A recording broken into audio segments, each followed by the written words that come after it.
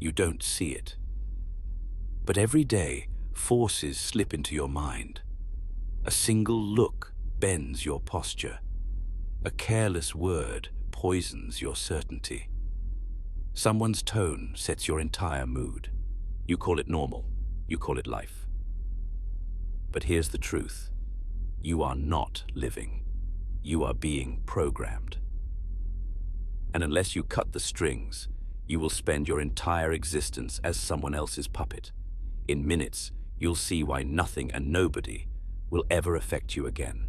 Picture this. You walk into a room, calm, composed, but inside you feel the eyes, the silent judgments, the hidden currents pressing against your frame. Most people crumble here. They leak energy, they explain, they defend, they fidget, they shrink, and every time you shrink, you teach the world that its whispers are stronger than your will. But imagine the reversal. Silence becomes your weapon, indifference your shield, gravity your presence. What happens when the world realizes it cannot move you, only orbit you? That is the shift you are about to make. If you're ready to stop being affected and start becoming untouchable, you're in the right place. Welcome to Curiosity to Wisdom, where we don't chase peace of mind, we engineer unshakable power. Stay until the end, because what you're about to learn is not theory, it is a blueprint for immunity. The infection is subtle. It doesn't announce itself with alarms or blood, it hides in your reflexes, in the small ways you hand over power without noticing. Someone raises their voice, you mirror it. Someone questions your worth, you scramble to justify yourself. A stranger cuts you off in traffic, your body reacts before your mind does. This is the psychological bug, reactivity, and it is the silent killer of presence. You've been trained since birth to respond, to please, to defend, to explain. Teachers demanded it. Parents insisted on it. Friends reinforced it. Every interaction carved into you the idea that the world speaks first and you answer second. But here's the cost. If you are always reacting, you are never in control.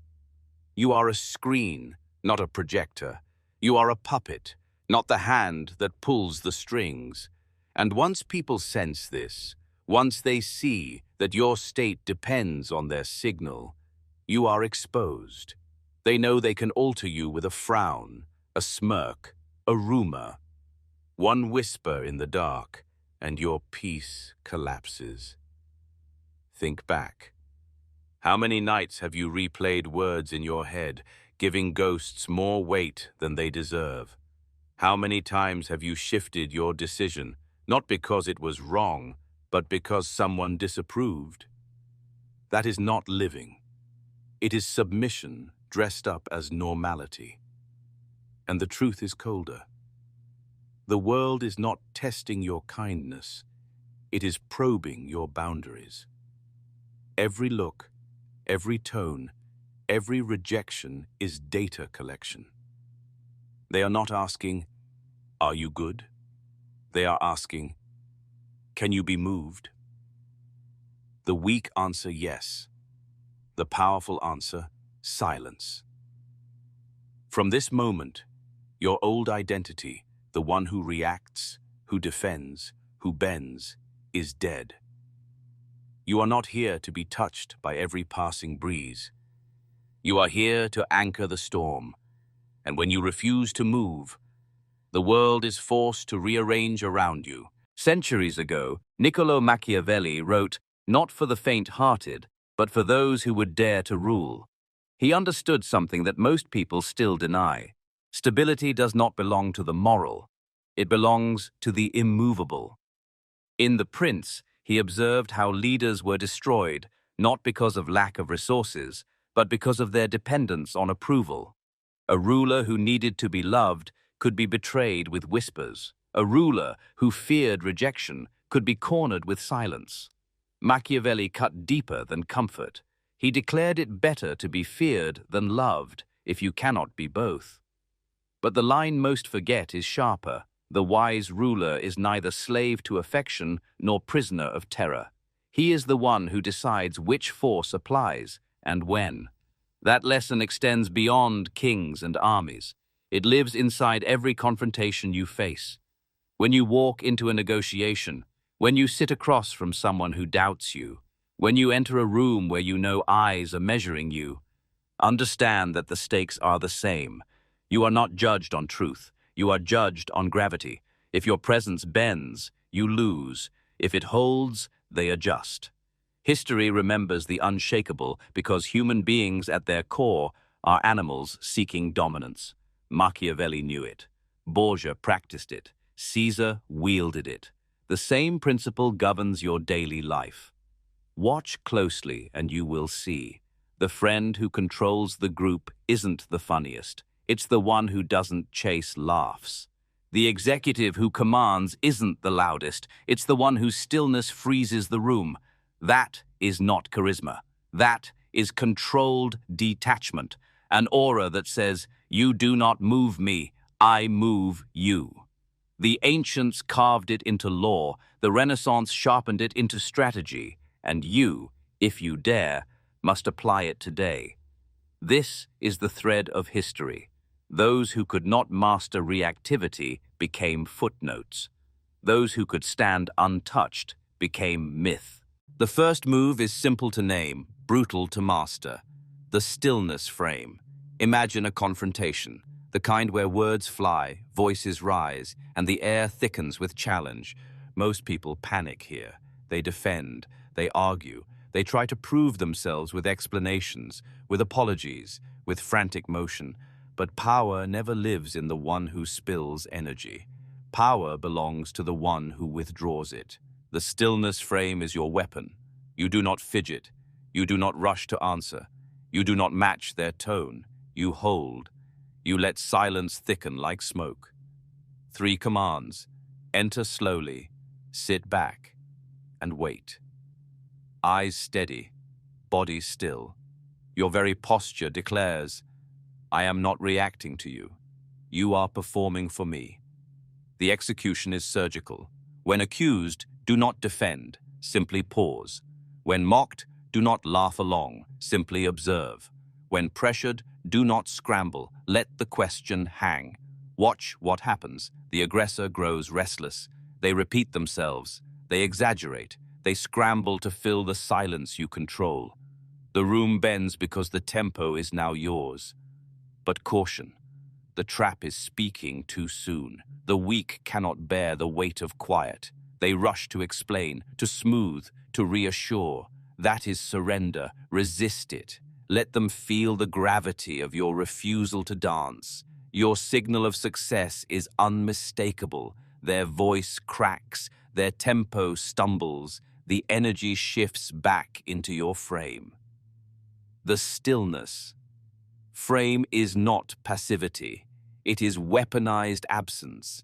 It tells the world, your moves do not reach me. My silence is sharper than your noise. Practice it in small scenes first. At the dinner table when interrupted, stop moving. In a meeting when challenged, lean back, wait 3 beats, then deliver 1 sentence, low and final. You will feel it, the sudden weight, the rearrangement of space. This is your first shield against being affected. Not words, not arguments, but the sovereign presence of stillness. The second move is sharper, colder, and far more dangerous. The scarcity withdrawal. If the stillness frame is presence wielded as a weapon, the scarcity withdrawal is absence honed into a blade. It is calculated, surgical, and profoundly unsettling to those who are accustomed to having access at will. The weak make themselves overexposed. They respond instantly to every ping, every text, every summon. They are always available. Time, attention, energy, all cheap, predictable, and common. Abundance, unchecked, erodes value. When something is plentiful, it is taken for granted, overlooked, and eventually discarded. The scarcity withdrawal flips that dynamic entirely. You deny access. You vanish precisely when they expect you to chase. You slow responses, cut words, shorten appearances. The principle is elegant in its simplicity. What is scarce gains gravity. Consider a negotiation scenario. Pressure mounts. The other side floods the space with urgency, emails, messages, and arguments designed to bend you. Most people buckle under this, desperate to maintain control, desperate to stay relevant. You do the opposite.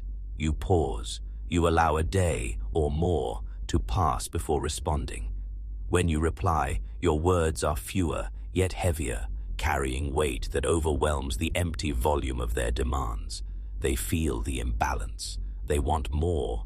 You ration it, or picture a social circle where invitations are plentiful. You attend selectively. Your presence transforms into a signal event, not background chatter. This is not arrogance. This is mastery of perception. Scarcity creates desire, and desire creates leverage. But heed this warning. Withdrawal must be clean, disciplined, and free of drama. Do not announce it. Do not justify it. Do not slam metaphorical or literal doors. You vanish silently. Silence, not spectacle, builds mystique. The results are unmistakable. They wait longer. Push harder and recalibrate their tone when you re-enter. They guard their words, fearing your retreat, calculating your value with every interaction. You have reversed the chase. Understand this clearly. People cannot control what they cannot touch.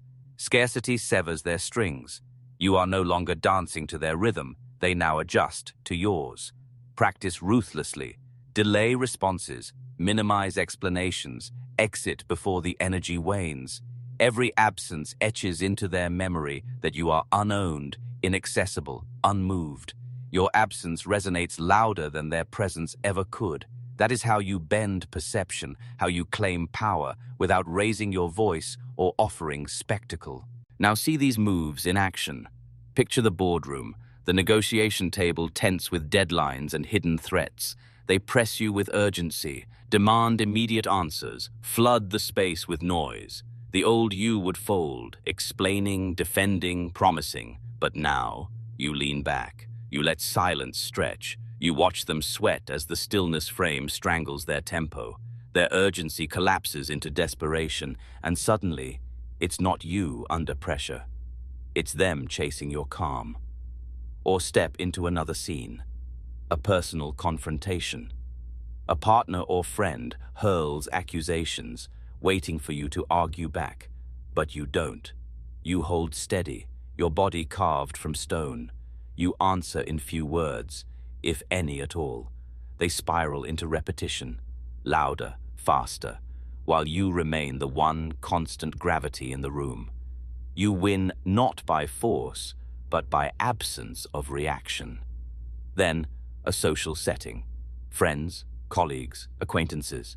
You are there, but not overexposed. You leave before the laughter dies. You reply less. You hold back more. The scarcity withdrawal reshapes the group dynamic. People speak differently when you appear because your presence is no longer common. It's an event. Slowly they orbit you, trying to pull more, but you control the supply. These aren't games, they are calibrations. They remind the world you are not to be moved, not to be reached cheaply. You are the one who sets rhythm, not the one who follows. And if you are feeling the shift, if you can imagine applying this in the next conversation, the next meeting, the next conflict, you already know this isn't theory. This is survival upgraded into strategy. Stop letting noise dictate your state. Stop handing over your frame. Subscribe to curiosity to wisdom right now, because this is where you shed the reactive self and step into the unshakable one. Every second you delay, the world continues programming you. Every moment you wait, you bleed gravity. Don't wait. Reclaim it. Now, rejection has always been your wound. It has whispered to you in countless ways. The raised eyebrow from a colleague, the unanswered message from someone whose attention you coveted, the cold dismissal in a meeting where your ideas went unacknowledged. Each sting was amplified because you were conditioned to interpret rejection as proof of inadequacy, as evidence that you somehow fell short, that you were less than enough. Society trained you to react, to explain, to scramble for validation. But here is the unvarnished reality. Rejection is not the end of your story. It is information. It is intelligence. It is the data your mind can analyze, the blueprint of someone else's frame, their thresholds, their weaknesses, their needs. Once you shift your perception, once you stop seeing rejection as a personal assault, it loses its teeth. It becomes a tool. And with the right framework, the reframe, you can turn every rejection into leverage. The reframe follows 4 precise commands. First, do not react. You do not beg, collapse, or offer justification. The impulse to explain or apologize is weakness disguised as civility. Second, withdraw presence. Step back. Let your silence speak. Let your absence be felt. The echo of your withdrawal is more persuasive than any argument you could make. Third, rewrite the story. Instead of internalizing, "Why didn't they accept me?" ask instead, "Why did they reveal themselves so cheaply?" You shift the lens from deficiency in yourself to clarity in their character. Finally, return as gravity. Re-enter the space with more scarcity, more stillness, more silence than before. Your return is heavier than your absence, undeniable, magnetic, disruptive. Understand this clearly. Revenge is weakness. Elevation is power. The world expects you to chase, to plead, to react. When you refuse, when you maintain your poise, you fracture their assumptions. Doubt transfers from you to them. The true signal of mastery is simple yet profound. Rejection no longer destabilizes you. It destabilizes them. It becomes your tool, your canvas, your narrative. The myth begins the moment you stop reacting. Every rejection you encounter is an opportunity to fortify presence, assert inevitability, and refine the silent, unshakable force you have become. The world will notice. They always do. Power dies in vagueness. It evaporates in ambiguity, in half measures, in gestures that suggest intent but lack precision. To command presence, to create the kind of influence that cannot be ignored, you need behaviors that are concrete, repeatable, and sharpen your edge every single day. Theory alone will not suffice. Inspiration without discipline is nothing more than a fleeting thrill. So here is your ruthless checklist, a framework of habits that will make your presence palpable, your authority unavoidable, and your mind unassailable. Start with voice. Lower your pitch. Gravity is felt, not shouted. Depth carries weight far beyond volume. A deep, steady tone anchors you in the room. It makes listeners lean in without realizing why. Next, slow your tempo. Each word gains power when it is not rushed. Speed dilutes meaning. Hesitation conveys uncertainty. Every pause, every carefully measured breath becomes a weapon, allowing your words to settle in the listener's mind long after they leave your lips. Use fewer words. Brevity is dominance. Verbosity is surrender. To explain is to apologize. To over-elaborate is to invite challenge. After every statement, pause. Let silence amplify your point further than any raised voice ever could. Defend nothing. If someone challenges you, say only, "That's incorrect." Move on. End every scene cleanly. Noted. Understood. We're done. Control the social toggles. When should you vanish? When your presence no longer provides leverage. When lingering adds nothing but vulnerability. When should you confront? Only when silence alone cannot recalibrate the frame. When should you redirect? The moment their question draws you into defense. The moment their words threaten to displace your authority. These are not abstract strategies. They are switches, tools, behaviors to flip in real time. Practice them relentlessly until they become automatic. Until your reflexes obey your will, you are not sovereign. Until control becomes instinct, the world still owns you, shaping your actions, bending your energy, dictating your responses.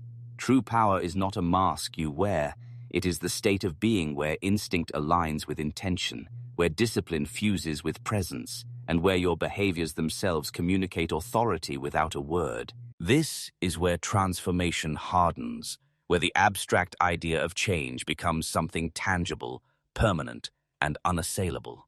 You are no longer the person who reacts to every slight, defends every misperception, or feels compelled to explain yourself to anyone. That version of you has been buried in the dust of old habits, rendered irrelevant by the force of your own decision to transcend it. From this point onward, you are not merely existing, you are cultivating myth. And understand this, myth is not a lie, nor is it a performance crafted for applause. Myth is presence elevated into inevitability. It is the quiet, undeniable truth that your existence carries weight, that your aura alone shifts the space around you. You are no longer just a person in a room. You are the room's anchor, the gravity everyone unconsciously orients to. Your presence communicates without sound.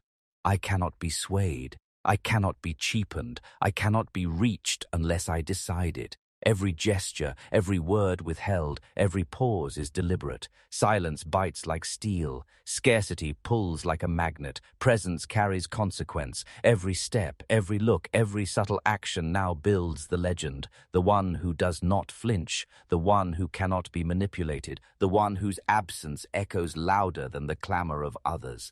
Identity is never what you declare. It is what others murmur when you are gone. To wield true power, give them less access, fewer words, and more silence. Watch how the whispers shift. He doesn't chase. She doesn't bend. They don't break. This is not praise, not flattery. It is the crown forged in the fire of self-possession, the mark of someone who has ascended beyond ordinary influence. Reputation is fragile. It is shaped by others' fleeting judgments. Inevitability is eternal. It is recognized, feared, and respected even in your absence. You do not simply build a name anymore. You cultivate a presence that cannot be ignored, a force whose inevitability is the only truth anyone can agree upon. Every act, every measured silence, every withheld word is a brick in the structure of something far greater than mere existence. It is the architecture of myth itself, and now it is yours to inhabit. This is the threshold. The line you are about to cross is not subtle. It is not something you can approach cautiously and hope nothing changes. You cannot carry your old reflexes, your habitual responses, or your weak tendencies across this boundary. The person who spent a lifetime explaining, justifying, apologizing for being alive, fidgeting under the gaze of others, is gone. That identity has died in the shadows of your past, and it will not serve you in what comes next.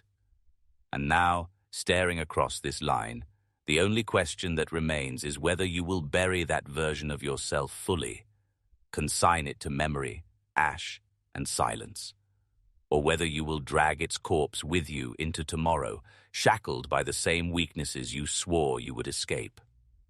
The cost of failing to act is painfully clear. More nights spent awake, replaying conversations and interactions that never deserved your attention.